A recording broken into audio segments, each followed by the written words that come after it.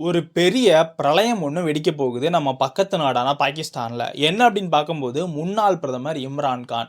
இவரு அசீம் முனீர் ராணுவ தளபதி, ராணுவம் சொல்றதெல்லாம் கேட்காம, ஜனநாயக ரீதியில பாகிஸ்தான் செயல்படணும் அப்படின்னு அவருக்கு புடிச்ச, மக்களுக்கு புடிச்ச முடிவு எடுத்தாரு.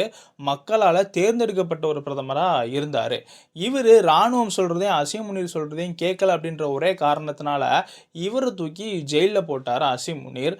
அதோட மட்டும் இல்லாம, இவருக்கு எதிரா வரக்கூடிய தீர்ப்ப அசீம் முனீரே டிராஃப்ட் பண்ணி குடுக்காரு அப்படின்ற மாதிரியான குற்றச்சாட்டுக்கள்லாம் இருந்துச்சு. இதுக்கு முன்னாடி ஒரு வழக்குல 14 வருஷம் சிறை தண்டனை அப்படின்றது இவருக்கு குடுக்கப்பட்டுச்சு.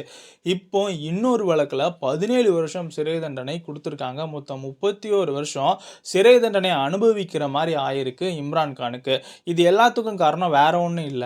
அவரு அசீம் முனீருக்கு எதிரா செயல்பட்டதனால தான். ஏன்னா பாகிஸ்தான்ல ஆட்சி செஞ்ச எல்லா பிரதமர்களுமே ஊழல்ல தலச்சவங்க தான். அந்த சம்பாரிச்ச காச கொண்டு போய் வெஸ்டர்ன் கண்ட்ரீஸ்ல செட்டில் ஆகி, அங்க நிம்மதியான ஒரு வாழ்க்கை வாழ்வாங்க. அந்த மாரியான ஒரு விஷயத்த தான் இம்ரான் கான் பண்ணாரு.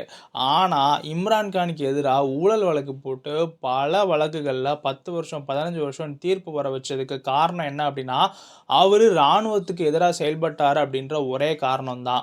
நெறைய நாட்ல ராணுவம் இருக்கும். ஆனா, ராணுவத்துக்காகவே ஒரு நாடு இருக்குன்னா, அது பாகிஸ்தான் தான். ஸோ, அங்க மக்களால் தேர்ந்தெடுக்கப்பட்ட பிரதிநிதி ராணுவத்துக்கு எதிரா செயல்பட்டா என்ன நடக்கும் அப்டின்றத அசீம் முனீர் இம்ரான் கான் வழக்குல பண்ணி காமிச்சிருக்காரு. இம்ரான் கான் ஒண்ணும் சும்மா இல்ல. அவருடைய லீகல் டீம் வழியா நாட்டுக்கு என்ன கன்வே பண்ணியிருக்காரு அப்படின்னா, நேஷன் வைடு புரொடெஸ்ட் வேணும் அப்படின்னு சொல்லியிருக்காரு. பாகிஸ்தான்ல ஜனநாயகம் அப்படின்றது இருக்கணும்னா, நாடு தழுவிய போராட்டம் பண்ணுங்க அப்படின்ற மாரி சொல்லியிருக்காரு. அடுத்து வரக்கூடிய காலங்கள்ல பாகிஸ்தான்ல இருக்கக்கூடிய பல பிரச்சனைகள்ல இது ஒரு புது பிரச்சனையா மிகப்பெரிய பிரளயமா வெடிக்கும் அப்படின்ற மாரி வல்லுனர்களால சொல்லப்படுது.